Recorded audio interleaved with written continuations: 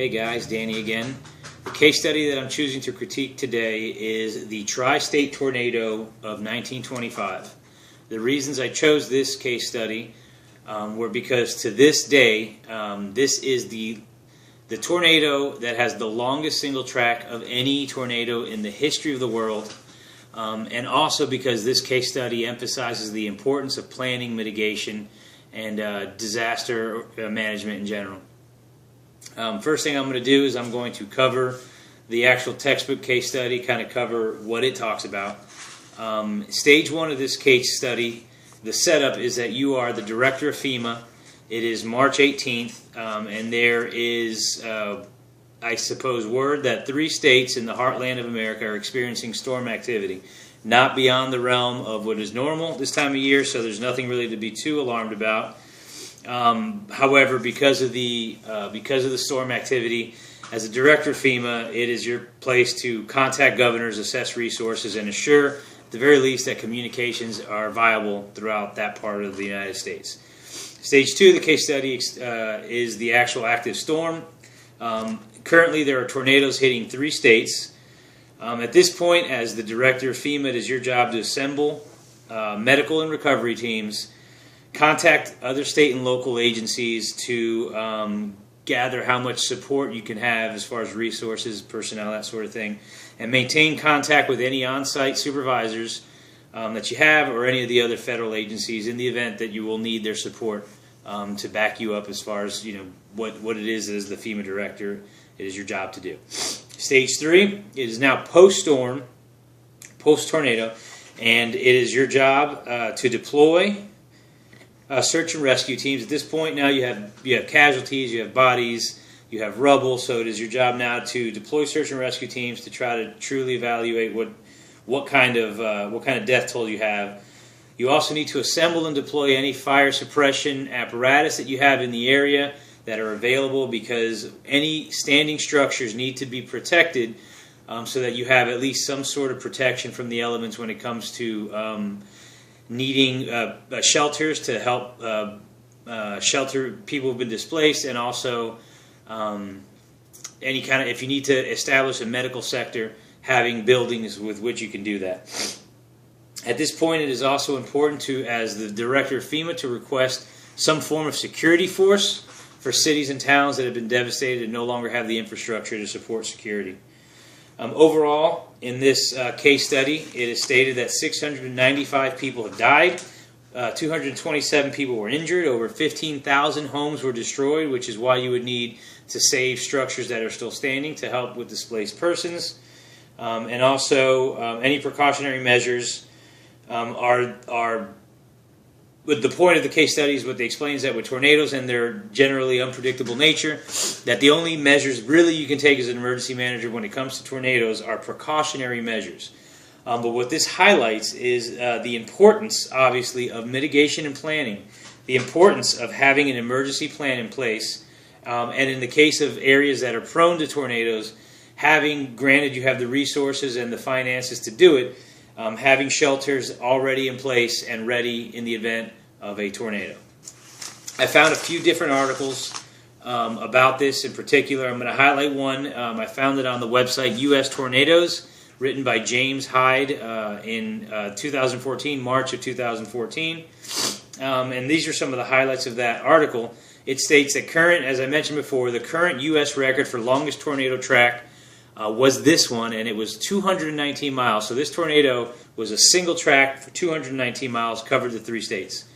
Current U.S. records also states that this tornado accounted for the most deaths in a single tornado, with 695 total deaths. Also, the most injured at 2,027.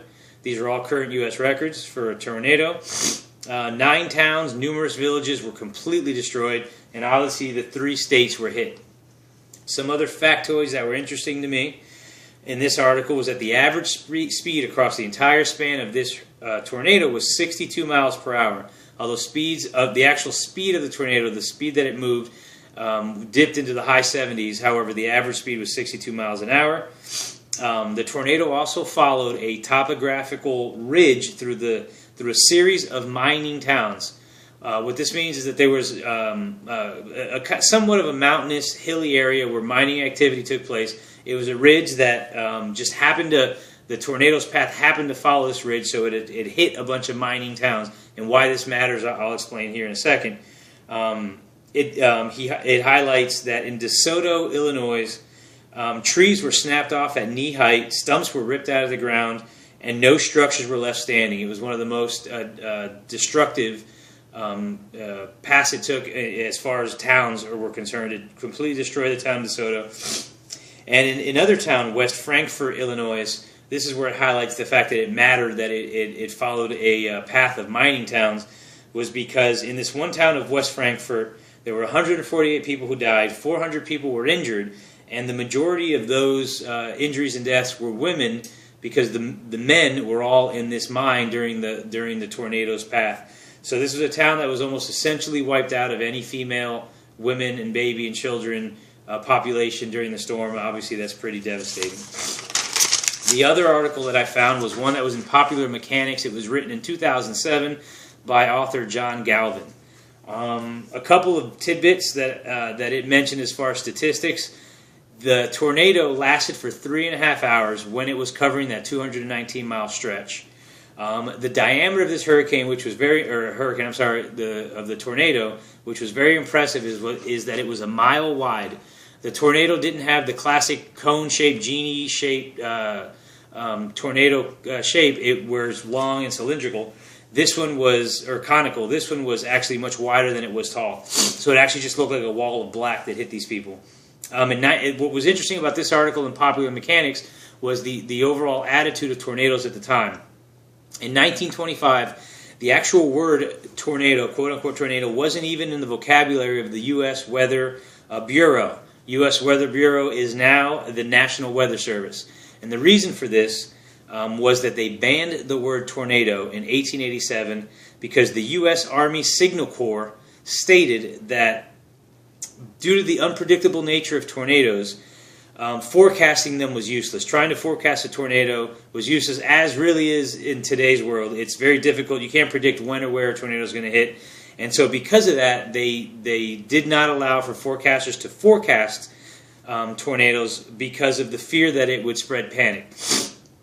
And why this matters is because after this tornado, with the death toll and the issues related with this tornado, is that the overall approach to tornadoes changed from denial, from basically saying, well, we can't spread the word of tornadoes because we don't want there to be public panic, to one of an increase of public awareness. And obviously it's very important. Any of these natural disasters, it's important to highlight how devastating they can be. You need to mitigate and you need to plan, because we obviously can't stop or predict many disasters like tornadoes, but we certainly can plan and mitigate for them. I included a couple of pictures in my sources.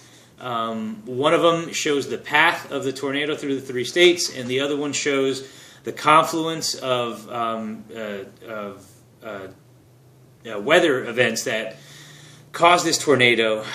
One was a cold front that was coming down from Canada. There was also warm air that was coming from the Gulf of Mexico, and then there was the Gulf Stream that wasn't even really understood until after World War II. But the confluence of those 3 meteorological events is what caused this massive tornado that went in a straight line for so long.